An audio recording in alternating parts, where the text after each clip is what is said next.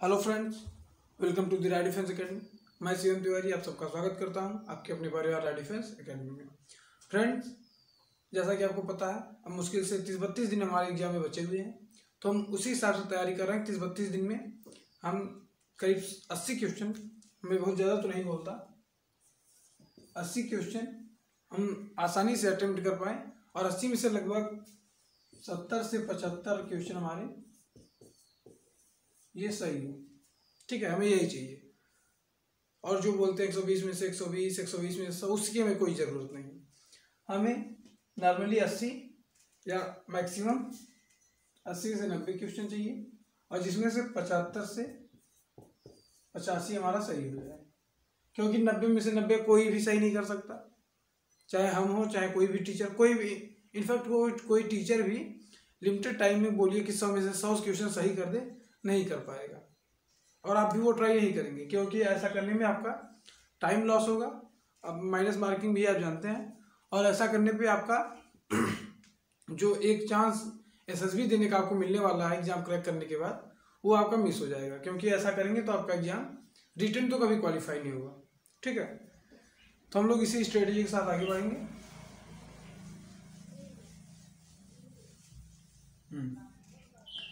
इसी स्ट्रेटेजी के साथ आगे बढ़ते हुए हम लोग आज देखेंगे सीक्वेंस एंड सीरीज के कुछ बहुत अच्छे बहुत प्यारे से क्वेश्चन, जिनमें से कुछ आपको प्रीवियस ईयर की, आप बुक उठाएंगे तो आपको कुछ प्रीवियस ईयर में भी मिल जाएंगे, और जब आप एग्जाम देने जाएंगे तो कुछ आपको वहाँ भी मिल जाएंगे। ठीक है, आइए देखते हैं पहला क्वेश्चन। पहला क्वेश्चन क्या बोल रहा है? विच टर्म ऑफ सीरीज क्या है आपकी? 1/4 comma -1/2 comma 1 dash dash to infinite. Okay, इस सीरीज का कौन सा टर्म 188 होगा? Tn = 128, यह हमको निकालना है।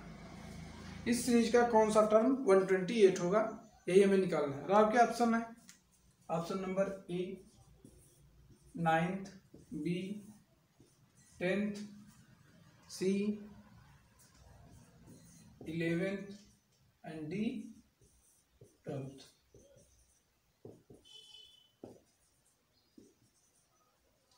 कौन से टर्म का ये क्वेश्चन आपको एक सीरीज दी हुई है 1/4 -1/2 1 dash dash up to infinite term, और ये पूछ रहा है इस टर्म का कौन सा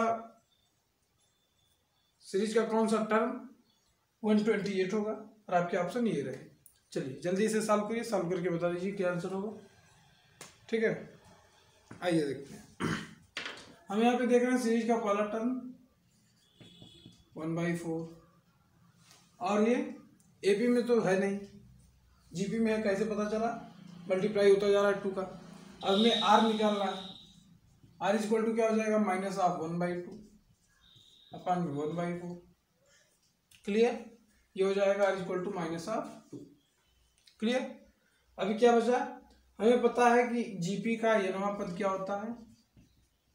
a × r⁻n−1। क्लियर? यनवा पद क्या है? nth टर्म क्या है? 128 हमें पता है। a क्या है? हमें पता है 1/4 है। r क्या है? हमें पता है। सही है, -128 है। क्लियर? ठीक है, तभी तो मैं बोलूँ क्या प्रॉब्लम हो रही है। ये यहाँ पे क्या है? n-1। अब देखिए ये 4 इधर जाएगा, बिल्कुल जाएगा, यहाँ भी ये माइनस है। ये क्या हो जाएगा? ये जी बिल्कुल सही है, -2n-1 यही होगा। इसका मल्टीप्लाई करके आप लोग चेक कर लेंगे। हमें तो यही लग रहा है कि -512 ही होगा। ठीक है, अब ये क्या हो जाएगा? -2n-1 इक्वल टू, ये क्या है? 2⁹, -2⁹ लिख सकते हैं, बिल्कुल लिख सकते हैं। -2 तो ये भी n-1 और 9 इक्वल होना चाहिए। n-1 equal to 9, n equal to 10। तो हमारा ऑप्शन नंबर कौन सा सही होगा? Option number B 10th term.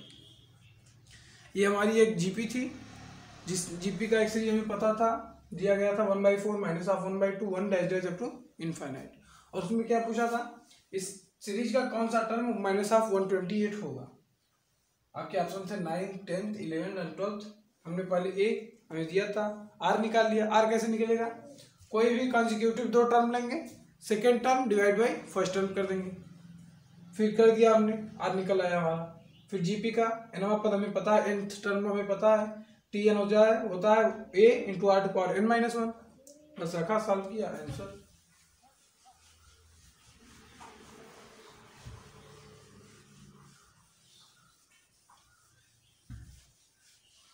Clear, clear है सबको। चलिए आगे चलते हैं।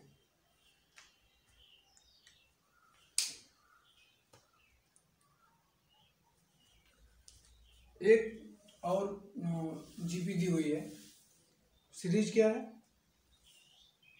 √3 प्लस ऑफ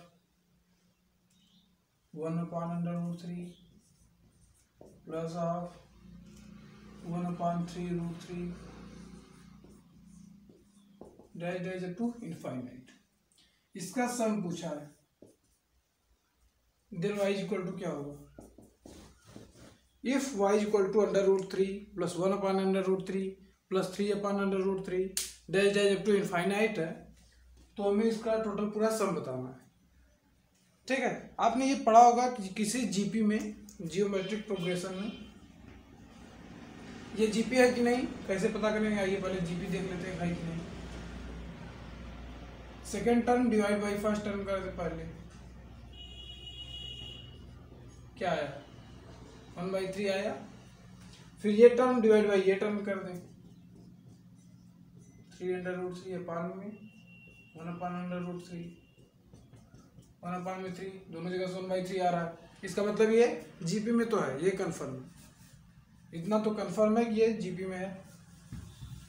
क्लियर, अब जीपी में है तो जीपी के इनफाइनाइट सीरीज का सम क्या होता है हमें पता है, एस इनफाइनाइट इक्वल टू क्या होता है, ए अपान में 1 minus of r. Clear, A upon में 1 माइनस ऑफ आर, जहाँ आर 1 से छोटा हो उससे हमें कोई लेना देना नहीं है। फिर पुट करें, ए इक्वल टू क्या है, √3, 1 की जगह पे 1, आर क्या आया था 1/3, हमने अभी सॉल्व किया, क्या हो जाएगा 3 माइनस ऑफ 3 माइनस 1/3, √3 अपान में 2/3, ये 3 ऊपर चला जाएगा, क्या हो जाएगा 3√3/2। बोलो कंफर्म, सबको क्लियर, सबको क्लियर है ये क्वेश्चन, ये कैसे आया। देखिए ये पूरी की पूरी सीरीज दी हुई थी अप टू इनफाइनाइट टर्म तक। ठीक है, फिर क्या था, हमें पूरी के पूरे इनफाइनाइट टर्म का सम निकालना था। फिर इनफाइनाइट टर्म का, जियोमेट्रिक प्रोग्रेशन के इनफाइनाइट टर्म का सम होता है ए अपान में 1 minus of r. Clear, a हमें यहाँ से पता चला, आर कैसे पता चला, second term divide by first term, मिल गया, पुट किया, सॉल्व किया, कुछ था नहीं। ठीक है, आगे चलते हैं।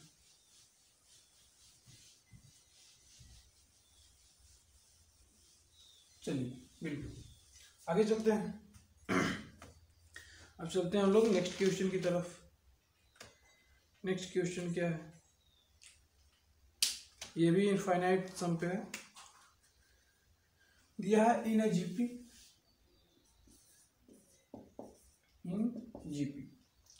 GP geometric progression, S infinite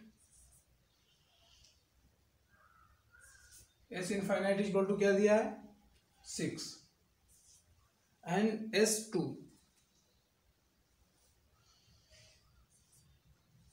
equal to 9/2 ji.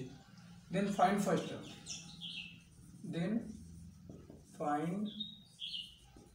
First term, ठीक है। ये क्वेश्चन क्या दिया, पहले क्वेश्चन को समझिए। क्वेश्चन में क्या दिया है, किसी जीपी में पूरे अनंत पदों का योग, इनफाइनाइट टर्म्स का सम 6 है। क्लियर, फिर फर्स्ट एंड सेकेंड टर्म का सम, पहले और दूसरे पद का जो योग है वो 9/2 है। तो हमें क्या निकालना है, पहला टर्म निकालना है। आइए देखते हैं कैसे होगा। सबसे पहले इसे यूज कर लें, 6 इक्वल टू ए अपन में 1 माइनस ऑफ आर।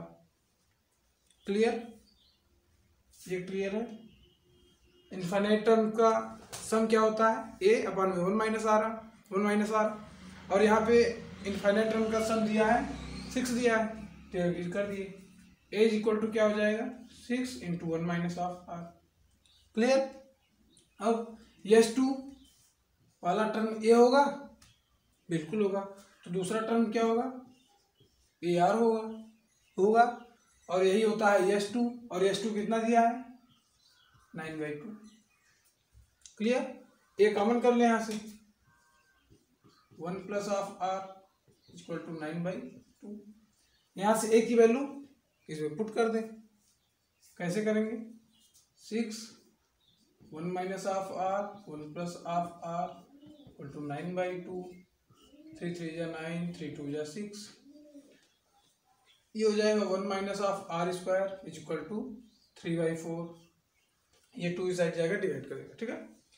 देन इसको इस साइड ले जाए, इसको इस साइड ले आए, r square equal to 1/4, 4 minus 3/4 1/4। R square equal to क्या हो जाएगा प्लस माइनस 1/2। क्लियर। अब क्या होगा प्लस माइनस 1/2, हमें ए की वैल्यू यहां से मिल जाएगी।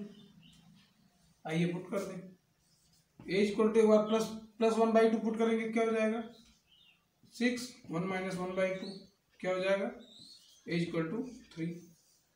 फिर माइनस 1/2 पुट करेंगे तो क्या हो जाएगा 6 ब्रैकेट में 1 plus of 1/2 3/2, a equal to हो जाएगा 9/2। क्लियर।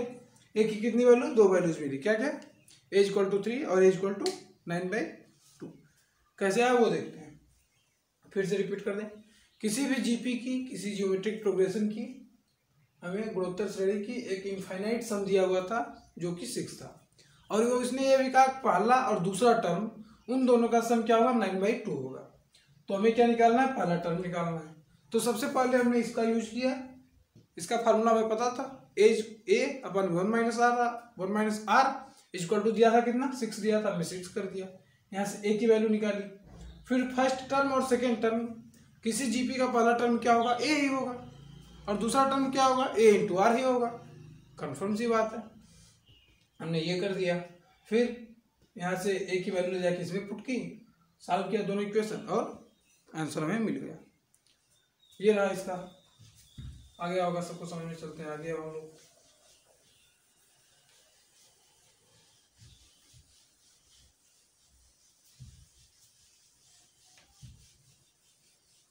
चलिए आगे चलते हैं, आगे चलें, बिल्कुल चलते हैं हम लोग नेक्स्ट क्वेश्चन की तरफ। नेक्स्ट क्वेश्चन क्या है, क्वेश्चन नंबर 4। नेक्स्ट क्वेश्चन क्या है, थोड़ा सा बहुत अच्छा सा बहुत प्यारा सा क्वेश्चन है। In AP arithmetic progression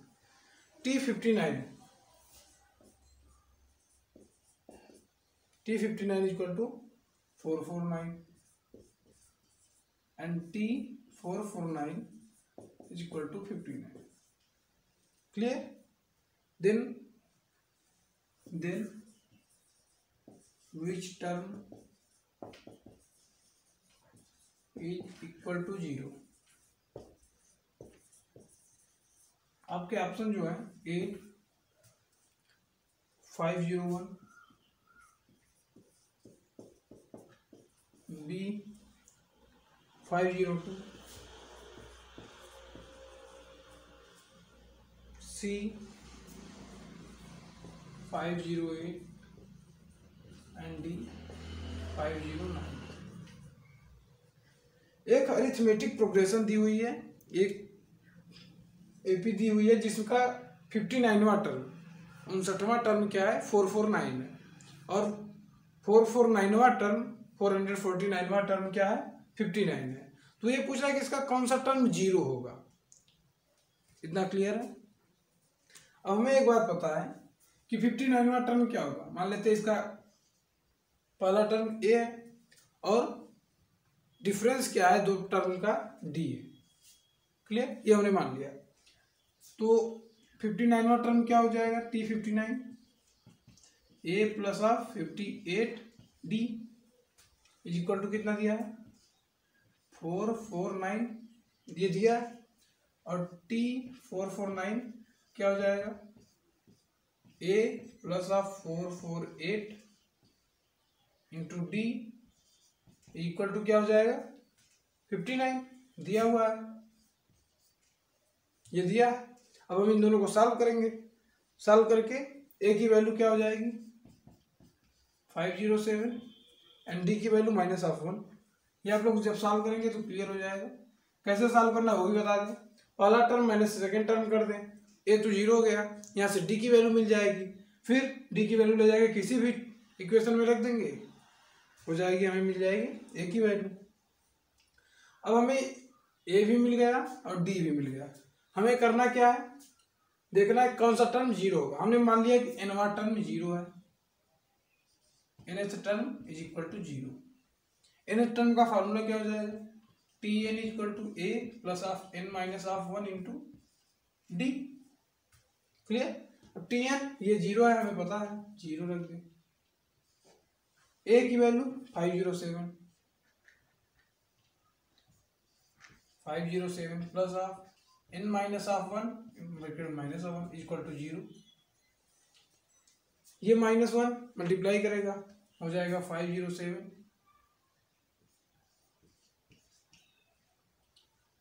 minus of n plus of 1 equal to 0। 508 minus n equal to 0, n equal to 508। कितने लोगों को अभी भी नहीं समझ में आया, देखिए आइए फिर से रिपीट कर देते हैं तब आपको क्लियर हो जाएगा। एक हमें एपी दी गई थी, क्या था उसका 59 टर्म, 59वां टर्म क्या था 449 था, और उसका 449वां टर्म 449 टर्म क्या था 59 था। तो हमसे पूछा कौन सा टर्म 0 होगा, तो 0 हम टर्म निकाल लेंगे कौन सा 0 होगा, लेकिन उसके लिए हमें दो चीज़ की जरूरत होगी, एक तो A पहला टर्म और दूसरा डिफरेंस D। तो हमने ये दोनों निकालने के लिए हमने ये दोनों इक्वेशन बना लिया, ये जो दो हमें टर्म दिए गए थे उससे हमने दो इक्वेशन बनाया, इससे हमने A की वैल्यू और D की वैल्यू निकाल ली। क्लियर, फिर A और D जब हमें मिल गया तो हम तो कोई भी टर्म निकाल लें, तो हमने nवां टर्म मान लिया कि nवां टर्म 0 है और उसको 0 को सॉल्व करके n की वैल्यू निकाल ली। सबको क्लियर, कोई ऐसा जिसे अभी भी ना क्लियर हुआ हो बता दीजिए आप लोग, कोई ऐसा भी है जिसको अभी भी ना क्लियर हुआ हो, ऐसा कोई है? चलिए चलते हैं आगे, आगे भी एक बहुत अच्छा सा क्वेश्चन है। नेक्स्ट क्वेश्चन आपका बहुत ही प्यारा सा क्वेश्चन है, आइए चलते हैं हम लोग नेक्स्ट क्वेश्चन की तरफ। चलिए चलते हैं हम लोग नेक्स्ट क्वेश्चन की तरफ। अब नेक्स्ट क्वेश्चन क्या है, नेक्स्ट क्वेश्चन भी एपी से है, दिया गया है एक एपी अरिथमेटिक प्रोग्रेशन दी गई है जिसका m1 टर्म क्या है, एक एपी दी गई है जिसका Tm इक्वल टू है 1/n और Tn है 1/m। क्लियर, एक एपी का m वां पद 1/n है और n वां पद 1/m है, तो हमें निकालना क्या है Tmn, हमें mnवां पद निकालना है, m इंटू nवां पद निकालना है। इसके आपके ऑप्शन जो है, ऑप्शन है 1/mn, b है n/m, c n/m and d है 1। फिर से हम क्वेश्चन रिपीट कर देते हैं एक बार। एक एपी दी गई है, अरिथमेटिक प्रोग्रेशन हमें दी गई है, ठीक है, उसका mवां पद, mth टर्म क्या है 1/n है, mवां पद 1/n है, ठीक है, और उसका nवां पद nth टर्म क्या है 1/m है। तो हमें निकालना क्या है m nवां पद, m इंटू nवां पद बोले तो Tmn निकालना है, ठीक है, और आपके ऑप्शन है 1/m, n/m, m/n and 1। Clear, आइए देखते हैं इसको कैसे हम लोग सॉल्व करेंगे। आइए देखते हैं, अरिथमेटिक प्रोग्रेशन है, क्या चाहिए होगा a और d। हमें दो चीज़ की ज़रूरत होगी, या एक ए और एक डी, ये दोनों मिल जाए तो हम इसका कोई भी टर्म निकाल लेंगे। तो ये सबसे पहले इन दोनों की तलाश करते हैं हम लोग, इन दो कहाँ से मिलेंगे। एक इक्वेशन ये है, एक इक्वेशन ये है, और वेरिएबल कितने हैं, दो इक्वेशन दो वेरिएबल आसानी से हम निकाल लेंगे। आइए देखते हैं। टी एम क्या हो जाएगा, a plus of m minus one into d, ये दिया कितना है 1/n। क्लियर। टी एम क्या होगा, a plus of m minus one into d, और ये कितना है 1/n है। इसी प्रकार टी एन क्या हो जाएगा, टी एन हो जाएगा a plus of n minus one into d equal to 1/m। Clear. अब इन दोनों इक्वेशन को सॉल्व करेंगे। सर सॉल्व करेंगे कैसे, इस इक्वेशन में से इस इक्वेशन को सब्सट्रैक्ट कर दें, क्या हो जाएगा, ए से cancel, m minus one into d minus of n minus one into d equal to 1/n minus 1/m। Clear. क्या हो जाएगा, m d minus of n d plus of d equal to m minus of n upon में m n. Clear. A d से d cancel, क्या बचा, D common कर लेगा यहाँ से, तो डी कॉमन करेंगे तो m minus of n equal to m minus of n upon में m n, m minus n cancel, बचा क्या, d equal to 1/m। D equal to हमारे पास है 1/mn। क्लियर। अब हमें ए की वैल्यू चाहिए, हमें दो चीज की तलाश थी, एक तो ए, एक और डी। डी मिल गया, बचा क्या, ए को निकालने के लिए हम इसकी वैल्यू किसी में भी पुट कर दें। इसकी वैल्यू जैसे ही हम किसी भी इक्वेशन में पुट करेंगे तो ए की वैल्यू क्या हो जाएगी, आप पुट करिए, a plus of m minus one into d, d की जगह पे 1/mn इक्वल टू एन। तो जब आप ये पुट करेंगे तो ए की जगह भी एम 1/mn ही आएगा। आप ये पुट करके देख लेंगे, ठीक है, हमने एक दिखा दिया, आप एक देख लेंगे। फिर इतना करने के बाद हमें जिन दो वेरिएबल्स की तलाश थी वो हमें दोनों मिल गए, एज और D. D equal to 1/mn और ए इक्वल टू 1/mn, इन्हीं दो की हमें तलाश थी। अब हमें चाहिए क्या, 1/mn टर्म, देन क्या हो जाएगा टी एम एन, इसके एज इक्वल टू में क्या हो जाएगा, a plus of m n minus of 1 into d. आइए देखते हैं कैसे, ये होगा a plus of m n minus of 1 into d. Clear. A की वैल्यू हमें पता है, डी की वैल्यू हमें पता है, पुट करें ऐसे ले जाएं। ए की value 1/mn plus of mn minus 1, D की वैल्यू 1/mn। क्लियर। mn को अंदर भेजें, क्या हो जाएगा, आइए देखें, mn plus of mn by mn minus of 1/mn minus of 1/mn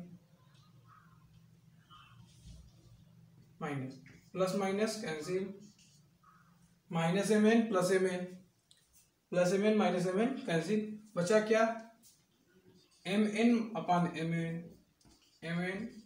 अपान में mn इक्वल टू 1। हमारा कौन सा ऑप्शन है, option number D. Option number D हमारा करेक्ट है आंसर।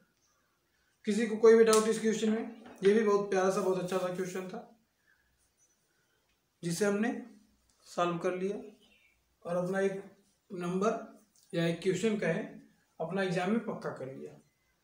आइए देखते हैं ये क्या था, फिर से रिपीट कर दे एक बार। टी एम और टी एन दिया था, हमने दोनों को सॉल्व किया, ए और डी की वैल्यू निकाली, ए और डी की वैल्यू निकाल के हमने इसमें पुट कर दिया।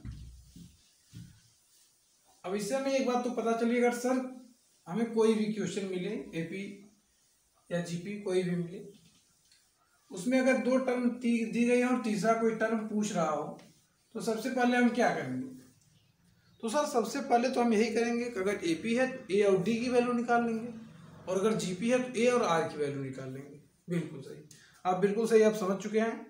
और हम चलते हैं थर्ड क्वेश्चन की तरफ, सॉरी नेक्स्ट क्वेश्चन की तरफ। ये तो लगभग 9/6 होगा। नेक्स्ट क्वेश्चन हमारा क्या है, if a to power 1 by x, okay, b to power 1 by y is equal to c to power 1 by z, a to power 1 by x is equal to b to power 1 by y is equal to c to power 1 by z, and a b c are in gp clear, and a b c are in gp, then x y z will be in, then x y z will be in, आपके option है A P B है, G P C है, H P and D है, none of these. चलिए फिर से question एक बार repeat कर दें, यदि हमें एक इक्वेशन दिया है a to power 1 by x is equal to b to power 1 by y and is equal to c to power 1 by z, और दिया है a b c gp में है, फिर पूछा है हमसे x y z कौन से प्रोग्रेशन में होंगे या उनमें कोई कनेक्शन नहीं होगा। आइए सबसे पहले हम ये देख लेते हैं, ये क्या है, a b c gp में होंगे, इसका मतलब b स्क्वायर इक्वल टू ए सी होगा, कुछ मिला कुछ नहीं मिला सर, बट एक इक्वेशन हमें मिल गया कि बी स्क्वायर इक्वल टू ए सी तो होगा, इतना तो कन्फर्म है। फिर यहाँ से हम कुछ देखेंगे, अगर a to power 1 by x is equal to, यहीं पे के मान लें, मान सकते तीनों एक दूसरे के बराबर है तो के मान लें, क्या दिक्कत है, हम के मान रहे हैं, आप आर मान लीजिए, एस मान लीजिए, कुछ भी मान लीजिए, ठीक है, उससे हमें कोई प्रॉब्लम नहीं होगी, हमें क्या किसी को कोई प्रॉब्लम नहीं होगी। इक्वल टू क्या हो जाएगा, ए इक्वल टू के टू पावर एक्स, इसी प्रकार बी इक्वल टू क्या हो जाएगा, के to power y, c equal to के टू पावर जेड। इससे किसी को कोई प्रॉब्लम नहीं है।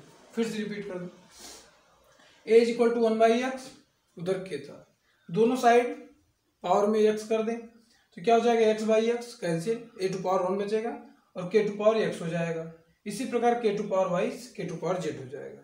क्लियर सर, ये तो मिल गया, अब इसका यूज क्या करें सर, इसका यूज हम कहाँ कर सकते हैं, एक इक्वेशन हमें यहाँ पे मिला है, ये इक्वेशन प्लस ये इक्वेशन, इन सबसे वैल्यू ले जाके इसमें पुट कर दें, क्या कर दें, आइए देखते हैं, b की जगह K to power Y whole square is equal to के to power X K to power Y, sorry ये है ना, एक जगह के टू पावर एक्स, ऐसा ही तो है, इंटू के टू पावर जेड, सही है, पावर पे पावर मल्टीप्लाई हो जाएगा, के to power 2i is equal to, यहाँ पे एडिशन होगा, के सेम है तो ये भी सेम होना चाहिए, 2i is equal to X plus of Z. अब 2i is equal to X plus Z है, इसका मतलब क्या होगा, एक्स वाई जेड किस में है, जल्दी बताइए, जल्दी से कमेंट बॉक्स में लिखो। यदि 2i equal to X plus Z है तो ये किस में होगा, A P G P S P किस में होगा, बताइए। तब तक हम इसे इरेज कर देते हैं, कुछ रिपीट तो करना नहीं है, बिल्कुल सही, बिल्कुल बिल्कुल, ये होगा ए पी में, आपका ऑप्शन नंबर ए। चलिए चलते हैं हम लोग अब नेक्स्ट क्वेश्चन की तरफ।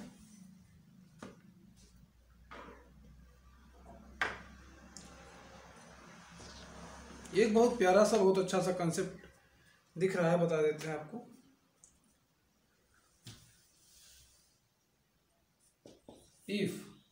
इफ क्या है, अरिथमेटिक मीन, डायरेक्ट एम लिख सकते हैं, arithmetic mean of two number,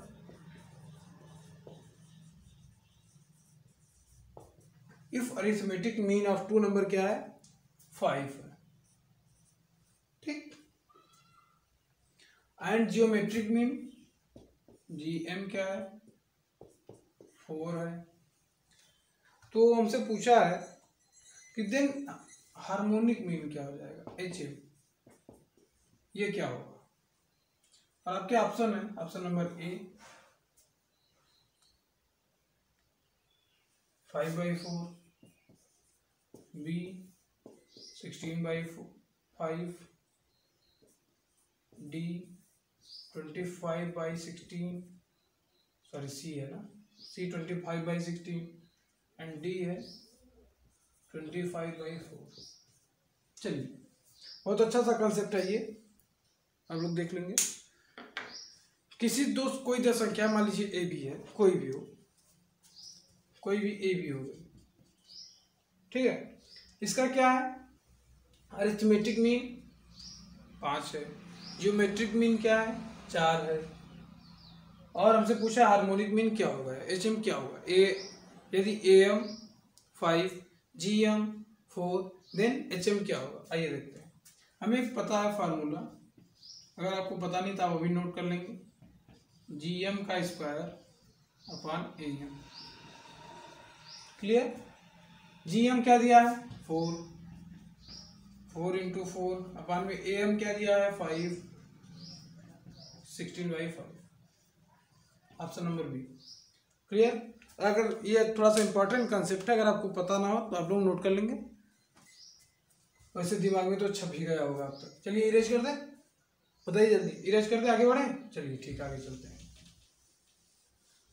concept क्या है, H M equal to G M का स्क्वायर अपॉन में ए एम। इसे आप लोग ऐसे याद कर सकते हैं, H equal to G square upon A M आप लोग बाद में जोड़ लेंगे, ठीक है। चलिए एक और अच्छा सा क्वेश्चन, एच एम थोड़ा सा सॉल्व करने में, हार्मोनिक मीन आपको सॉल्व करने में थोड़ी सी प्रॉब्लम होती है। हम एच पी सबको समझ में नहीं आती आसानी से, लेकिन उसके लिए भी आइए एक अच्छा सा कंसेप्ट आपको देते हैं। क्वेश्चन क्या है, 1/, में इफ 1/4, 1/, में x, 1/10, किसमें are in H P, then find x, क्लियर। फाइंड क्या है x, आपके ऑप्शन है 5, 6, 7 एंड 8, क्लियर। एक क्वेश्चन है कि यदि 1/4, 1/x और 1/10 HP में है तो x की वैल्यू क्या होगी। आइए देखते हैं। एक कंसेप्ट क्या है, अगर ये तीनों HP में होंगे, ठीक है, तो इनका इन्वर्ट, इनका मतलब व्युत्क्रम, रिवर्स क्या हो जाएगा, जैसे 4 हो गया, x हो गया और ये 10 हो गया, ये किस में होंगे, AP में होंगे। नहीं समझ में आया, कोई बात नहीं। कोई भी संख्या जैसे 1/x, 1/y और 1/z अगर HP में है तो x, y, z AP में होंगे, ठीक। अगर जैसे एक और एग्जांपल, अगर मान लें 1/x, 1/y, 1/z AP में है, ठीक है, तो x, y, z HP में होगा। मतलब इसका हम उल्टा करेंगे, ये दोनों उलट जाएंगे, क्लियर हो गया होगा। चलिए बिल्कुल, मैसेज कर दीजिए, एक बार कमेंट बॉक्स में छाप दीजिए, क्लियर है आप लोगों को ये। चलते हैं आगे, बिल्कुल। अब ये 4x और 10 HP में है, AP में है, सॉरी AP में है, तो क्या हो जाएगा 2x = 4 + 10, x = 7, option number C.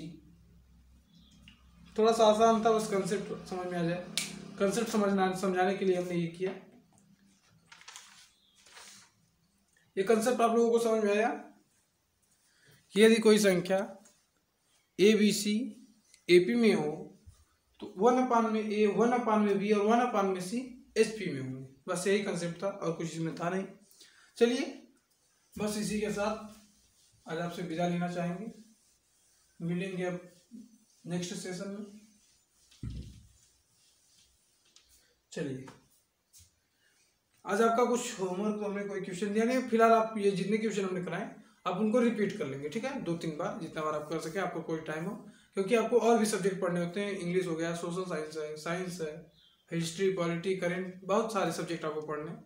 इसलिए आप लोग देख लेंगे जैसा टाइम मिले इक्वली टाइम सबको देंगे। हालांकि मैथ को थोड़ा सा ज़्यादा देना पड़ेगा क्योंकि मैथ का एक सेपरेट पेपर है और मैथ में आप अगर पास हुए तभी आपकी दूसरी कॉपी चेक होगी, ये तो कन्फर्म है। तो चलिए मैथ में थोड़ा सा एक्स्ट्रा टाइम दीजिए, बाकी सब पे भी फोकस करते रहिए। जल्दी हम आपको एक स्ट्रेटजी लेके आएंगे कब 30 दिन के अंदर कैसे हम अपनी जो तैयारी है, जो प्रिपरेशन है, उसको एक बूस्टअप कैसे करें।